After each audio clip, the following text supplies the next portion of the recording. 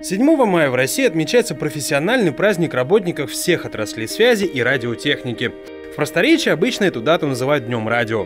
Коллектив мультисервисных сетей ГСП присоединяется к поздравлениям коллег и рассказывает о грядущих хороших новинках нашей компании. Дорогие ухтинцы, дорогие абоненты, с праздником, Днем связи.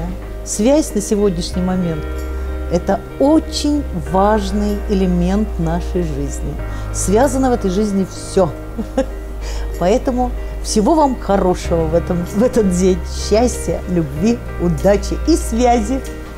Хочется в этот замечательный праздник, День связи, поздравить всех, кто связан с этим праздником, всех своих коллег и, конечно же, наших абонентов, любимых, терпеливых, которые с нами на протяжении многих лет. Пожелать хочется вам всем счастья, солнечного неба, здоровья и всего самого-самого доброго и солнечного. Всем привет, меня зовут Вадим Руденко, я техник-оператор в сети ГСП. Хочу поздравить всех с Днем связи 7 мая, поздравить всех работников этой отрасли с этим праздником. Коллеги-связисты, искренне от всей души поздравляю вас с нашим профессиональным праздником. Желаю вам всего самого наилучшего, чтобы в этот день, в День связи, связь была не только по проводам и по эфиру, а связь была в наших сердцах, в наших семьях, среди наших близких, друзей и знакомых. С праздником вас, с Днем связи! Хочу всех поздравить, наших коллег и горожан, с Днем связи. 7 мая – очень приятный для нас праздник, профессиональный праздник. Хотелось бы кое-что рассказать нашим абонентам и жителям города, к чему мы стремимся,